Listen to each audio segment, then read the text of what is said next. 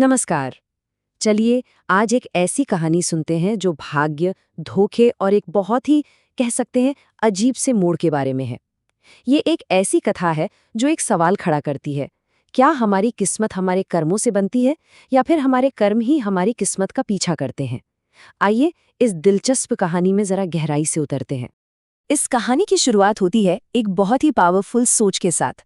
ये लाइन हमें याद दिलाती है कि शायद कुछ चीजें हमारे कंट्रोल से बाहर होती हैं और शायद उनका बाहर रहना ही बेहतर है। तो हमारी कहानी शुरू होती है एक बहुत ही खुशहाल पुराने साम्राज्य से, जहां एक राजा अपनी बेटी मतलब राजकुमारी के भविष्य को लेकर काफी परेशान है। अब देखिए, राजा की चिंता क्या थी।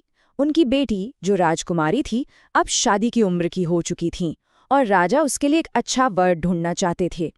इस मुश्किल में उन्होंने सोचा कि क्यों ना अपने सबसे भरोसेमंद सलाहकार राजगुरु से ही मदद ली जाए।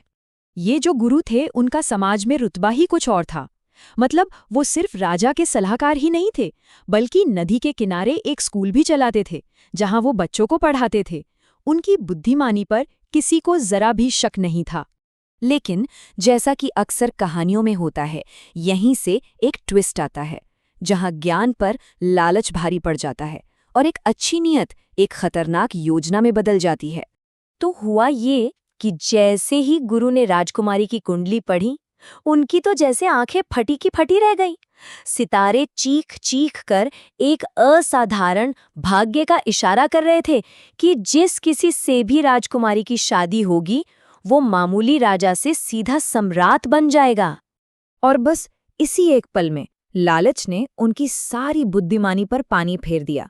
गुरु के मन में एक ख्याल आया, ये मौका मुझे क्यों ना मिले। और इसी एक स्वार्थी ख्याल ने एक बहुत ही क्रूर साजिश को जन्म दिया। तो गुरु ने राजा के सामने एक बहुत ही चालाकी भरी योजना रखी। उन्होंने पहले तो राजा को डराया कि अगर सीधी सीधी शादी की तो सब कुछ तबाह हो जाएगा। फिर एक रास्ता सुझाया। राजकुमारी को ढेर सारे गहनों के साथ एक बड़े से संदूक में रखकर नदी में बहा दिया जाए और राजा को यकीन दिलाया कि किस्मत खुद उसे सही इंसान तक पहुंचा देगी। अब गुरु पर तो राजा को पूरा भरोसा था, तो वो इस खतरनाक प्लान के लिए मान गए। तो गुरु ने तो अपना पूरा प्लान सेट कर लिया था, पर भाई किस्मत को तो कुछ और ही मंजूर था। अब कहानी उस मोड़ पर पहुंचती है जहां इंसान के बनाए प्लान नियति के आगे छोटे पड़ जाते हैं। जरा सोच कर देखिए, सीन क्या है। एक तरफ एक संदूक में बंद राजकुमारी नदी की लहरों के सहारे बह रही है और दूसरी तरफ मीलों दूर गुरु अपने स्कूल में बेसब्री से उस संदूक का इंतजार कर रहे हैं, ये सोचकर कि बस अब उनकी किस्मत चमकने ही वाली है। और ठीक इसी वक्त किस्मत अपना सबसे बड़ा पत्ता फेंकती है। शिकार से थककर नदी किनारे आराम कर रहे एक राजकुमार की नज़र उस बहते हुए संदूक पर पड़ती है।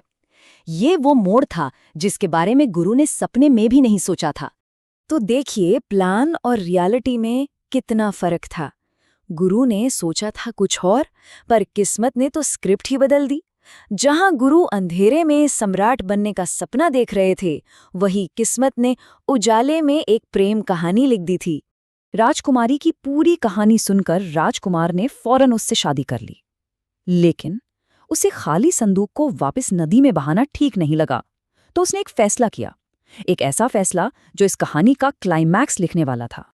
अब वो संदूक अपने फाइनल डेस्टिनेशन की तरफ बढ़ रहा था और उसके साथ साथ कहानी का सस्पेंस भी अपने चरम पर पहुंच रहा था।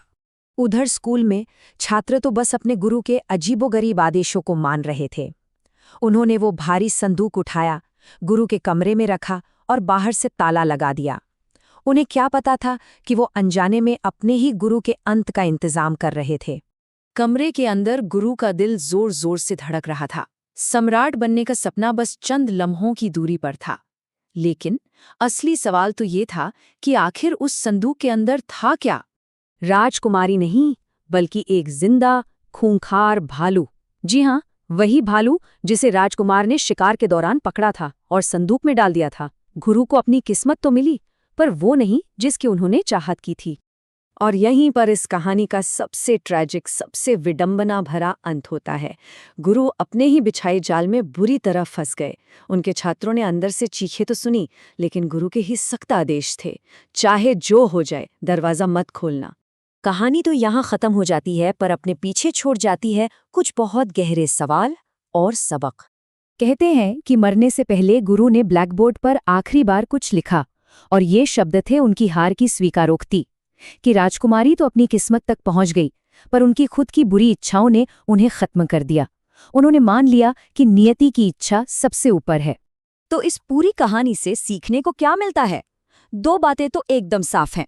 पहली, जो किस्मत में है वो तो मिलकर ही रहेगा, और दूसरी, जब इंसान के मन में बुरे ख्याल घर कर जाते हैं तो उसका अंत निश्चित है।